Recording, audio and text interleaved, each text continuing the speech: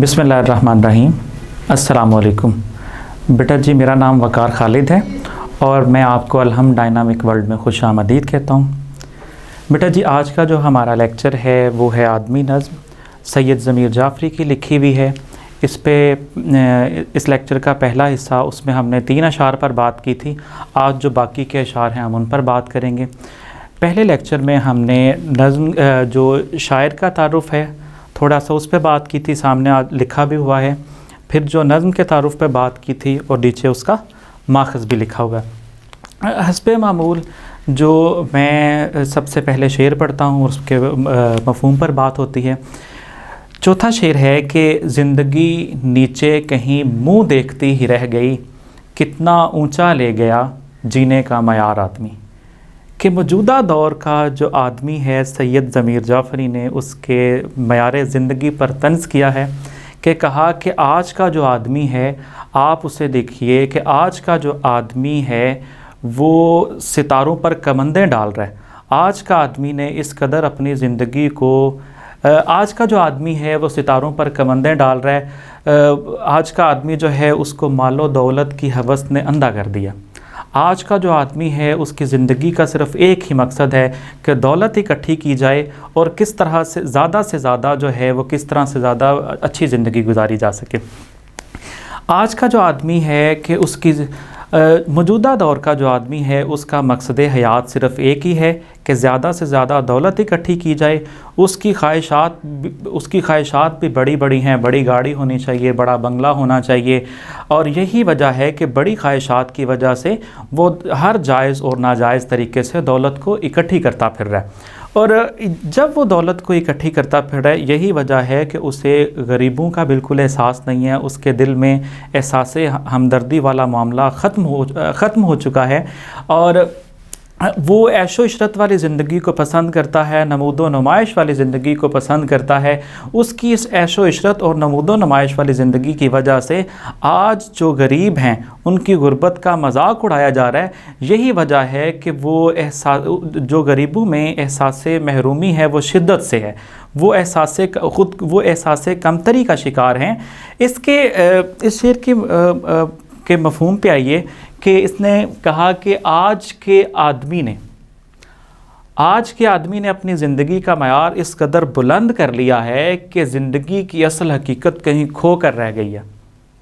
बेटा जी, 2 इसके हवाले के अशार हैं कि मन की दौलत हाथ आती है तो फिर जाती नहीं। 2 तरह की दौलत है। एक इंसान के मन की दौलत है कि इंसान को दिल का अच्छा होना चाहिए, इंसान को हमदर्दी वाला मामला रखना चाहिए। जिस तरह के हमने मीर दर्द का शेर है कि दर्द दिल के वास्ते पैदा किया इंसानों को दूसरे इंसानों के लिए दर्द दिल रखना चाहिए, लेकिन जो है वो हमें आज के दौर में कम नज़र आता है। मन की दौलत हाथ आती है तो फिर जाती नहीं। तन की दौलत छाँव है, आता है दन जाता है दन। जिस्म से कमाई हुई दौलत छाँव है, एक धोखा है, एक धोखे की सिवा कुछ नहीं है। तन की दौलत छाँव है, आता है दन, दन से मुराद होता है मालो दौलत। जिस्म से कमाई हुई दौलत एक धोखा है।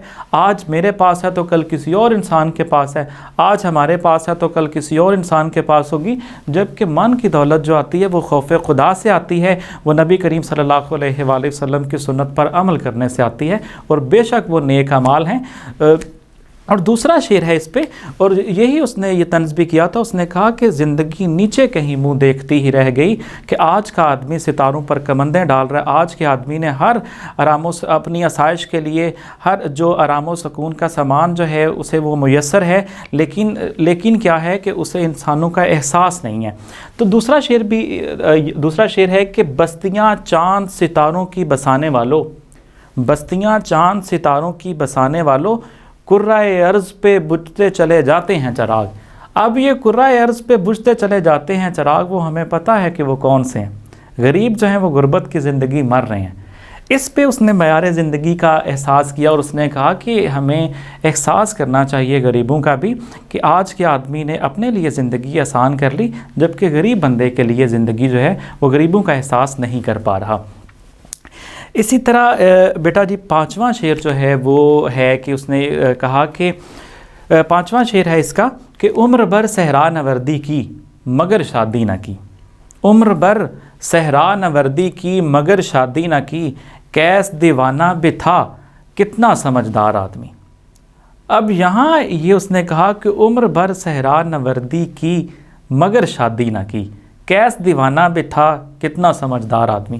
اچھا جی، اس نے کیس کا ذکر کر کے نا آج کے آدمی پر طنز کیا۔ اس نے کہا کہ کیس جو ہے وہ کہنے کو بڑا مشہور عاشق ہے، اور کہا کہ اگر کیس اپنے عشق میں اتنا ہی سچا تھا تو اسے چاہیے تھا لیلا سے شادی کر لیتا۔ اب یہاں اس نے کہا کہ آج کا آدمی جو ہے، آج کیس جو ہے، یہ اس نے اصطلاحاً استعمال کیا آج کے آدمی کے لیے کہ آج کا آدمی جو ہے وہ ذمہ داریوں سے بھاگتا ہے۔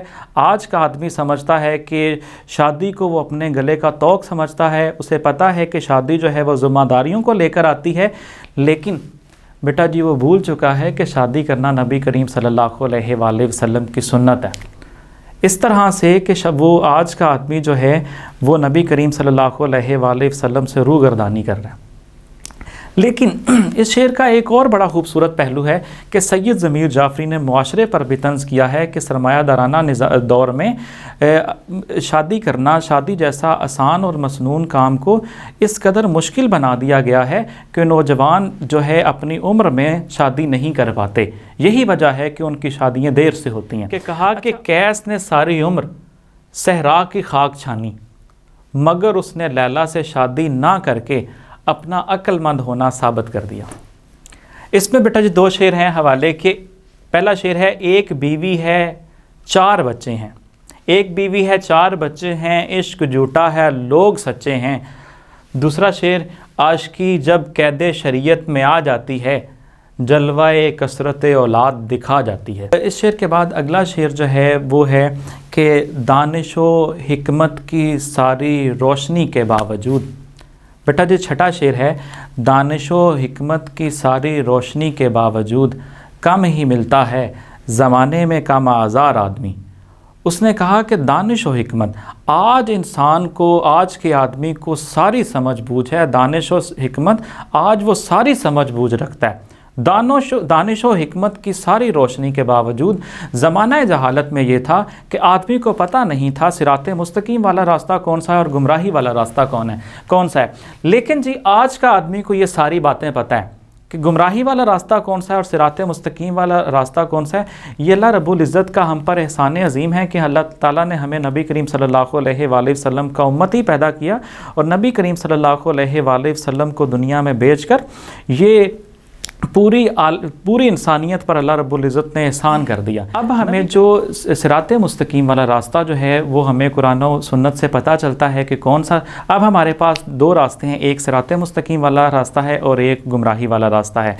نبی کریم صلی اللہ علیہ وآلہ وسلم نے بتا دیا کہ کون سے کاموں پر عمل کر کے بندہ سیدھے راستے پر چل سکتا ہے اور کن کاموں پر عمل کر کے بندہ گمراہ ہوتا ہے۔ اچھا جی، یہاں یہ کہا کہ دانش و حکمت کی ساری روشنی کے باوجود کم ہی ملتا ہے زمانے میں کم آزار آدمی، کہ آج انسان کو ساری سمجھ بوجھ ہونے کے باوجود بھی کہ اسے پتہ ہے صحیح کیا ہے غلط کیا ہے، صحیح راستہ کون سا ہے اور غلط راستہ کون سا ہے، یعنی اسے یہ پتہ ہے کہ صراط مستقیم والا راستہ کون سا ہے اور گمراہی والا راستہ کون سا ہے۔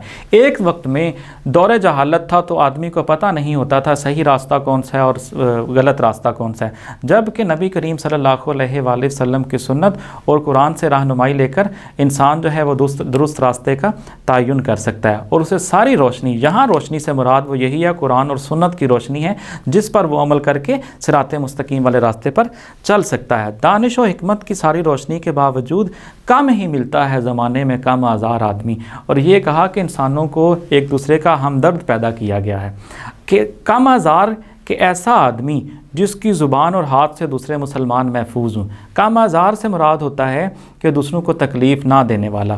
نبی کریم صلی اللہ علیہ وآلہ وسلم کی حدیث مبارکہ ہے کہ مسلمان وہ ہے جس کی زبان اور ہاتھ سے دوسرے مسلمان محفوظ رہیں۔ اب آپ مجھے بتائیے کہ آج ہم میں سے کتنے لوگ ہیں کہ جن کی زبان اور ہاتھ سے دوسرے مسلمان محفوظ ہیں؟ اچھا، جن کی زبان اور ہاتھ سے دوسرے مسلمان محفوظ ہیں، اس لیے یہی اس شعر کا آپ مفہوم دیکھیے کہ کہا کہ دور حاضر کا آدمی دانش و حکمت کی آگاہی کے باوجود بھی دوسروں کو تکلیف دینے سے باز نہیں آتا. دوسروں کو اس کے ریفرنس کے اشعار دیکھیے کہ آج آدمی نے اتنی ترقی کر لی ہے کہ وہ ستاروں پر کمندیں ڈال رہے، لیکن کیا ہے، اسے اپنی وہ اصل حقیقت سے ناواقف ہے. شعر ہے کہ ڈھونڈنے والا ستاروں کی گزرگاہوں کا، کہ کتنی ترقی کر رہی ہے آج جو ہے وہ آدمی کہاں سے کہاں پر سفر کر رہا ہے. ڈھونڈنے والا ستاروں کی گزرگاہوں کا، اپنے افکار کی دنیا میں سفر کر نہ سکا. اسے خود کو جاننے کی ضرورت ہے کہ میں کون ہوں، اور خود کو اگر وہ دیکھے تو وہ نائب اللہ ہے. اور ایک نائب کا کیا کام ہے کہ وہ ایک نائب کی کیا ذمہ داریاں ہیں، وہ ان سے بالکل آگاہ ہو کر بھی وہ اس سے نظریں چراتا ہے اور ان کو احسن طریقے سے پوری نہیں کر پا رہا. دوسرا اس میں شعر ہے کہ ہے دل کے لیے موت مشینوں کی حکومت، احساس مروت کو کچل دیتے ہیں آلات. کہ آج کا جو مشینی دور ہے اس نے احساس مروت کا خاتمہ کر دیا. آج انسان جو ہے وہ خود غرض ہو چکا ہے. یہی اس شعر میں بھی سید ضمیر جعفری نے طنز کیا ہے. بیٹا جی 7واں شعر ہے کہ 7ویں شعر میں اس نے کہا دل رہین سوما دستار رہین میں کدا، تھا ضمیر جعفری بھی ایک مزیدار آدمی.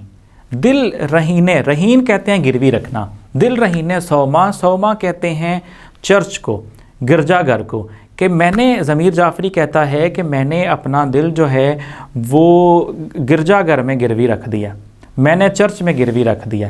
یعنی کہنا چاہ رہا ہے کہ ضمیر جعفری جو ہے وہ مغربی نظریات سے متاثر ہے.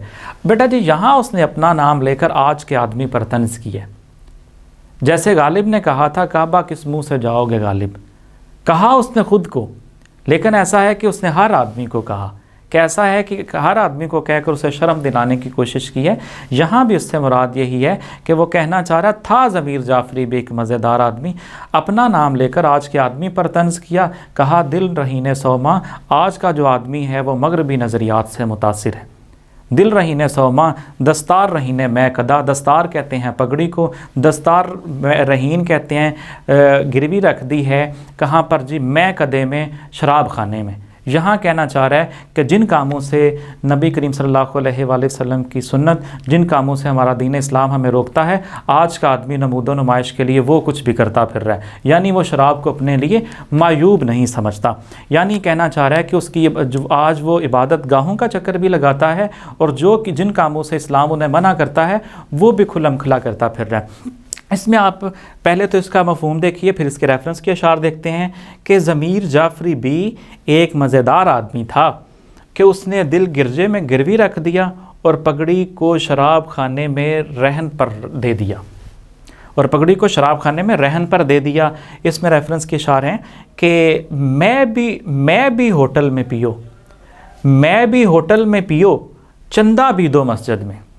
میں بھی ہوٹل میں پیو چندہ بھی دو مسجد میں، شیخ بھی خوش رہیں شیطان بھی بیزار نہ ہو. اب یہ دیکھیے کہ یہ ایک طرف جو ہے وہ ہوٹل میں شراب بھی پی رہا ہے اور دوسری طرف جو ہے وہ مسجد کا چکر بھی لگا رہا ہے. تو یہ اس کی منافقت دکھائی ہے، یہ اس کا دوگلا پن اس پر طنز کیا ہے.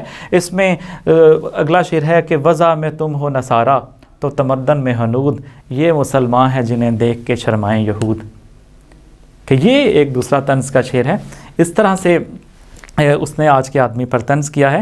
اور اس نظم کا جو ہے وہ آخری شعر ہے کہ کہا پہلے کشتی ڈوب جاتی تھی نظر کے سامنے، پہلے کشتی ڈوب جاتی تھی نظر کے سامنے، اب گرے گا بحر اوقیانوس کے پار آدمی.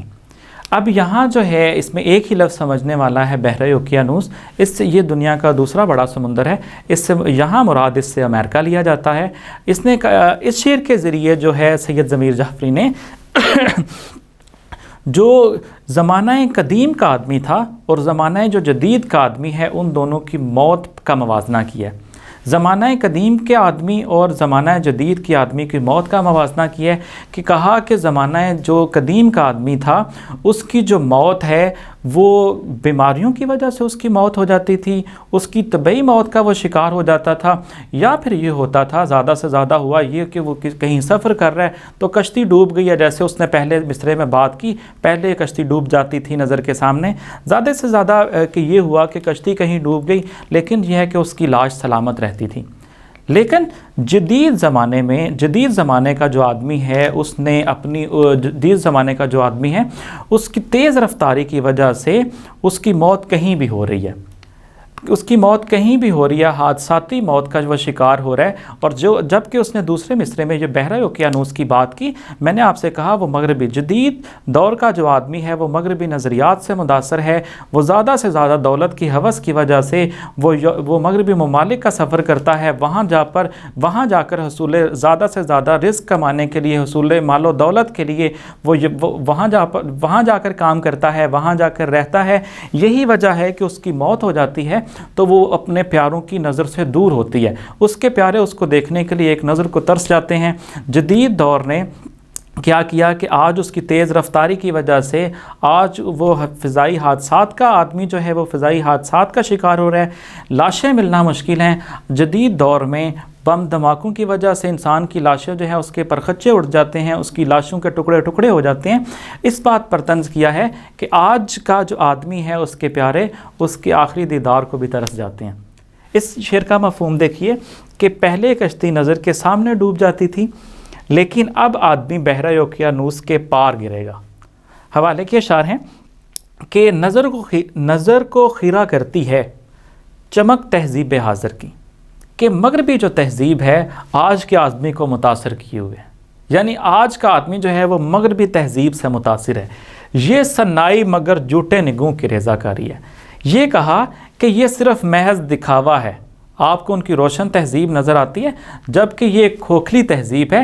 اصل میں کہا کہ آج کے آدمی کو اگر متاثر ہونا ہے تو آج ہم دیکھیے کہ ہم جو ہے ہند اسلامی تہذیب سے تعلق رکھتے ہیں، اور ہند اسلامی تہذیب کی جو جڑیں ہیں وہ عرب اسلامی تہذیب میں پیوست ہیں، اور ہمیں جو ہے وہ حجاز مقدس کی طرف دیکھنا ہے۔ اگر ہمیں ترقی حاصل کرنی ہے تو ہمیں آگے نہیں بلکہ ہمیں 1400 سال پیچھے دیکھنا ہے، ہمیں اپنے ماضی سے روشنی حاصل کرنی ہے، ہمیں اسلاف کو دیکھنا ہے، ہمیں اور قرآن اور سنت میں غوطہ زن ہونا ہے، ٹھیک ہے جی، اور پھر ہم ترقی جو ہے وہ حاصل کر سکتے ہیں۔ اور اس میں آخری شعر ہے کہ ہے دل کے لیے موت مشینوں کی حکومت، احساس مروت کو کچل دیتے ہیں آلات۔ بیٹا جی یہ اس طرح سے یہ نظم ہماری مکمل ہو جاتی ہے۔ امید کرتا ہوں آپ کو نظم سمجھ آ گئی ہوگی۔ اگر کچھ کویسچنز آنسر ہوئے تو انشاءاللہ وہ ہم کویسچنز آنسر جو سیشن ہوگا اس میں بات کر لیں گے۔ مجھے اجازت دیجیے، اپنا بہت سارا خیال رکھیے، اللہ حافظ۔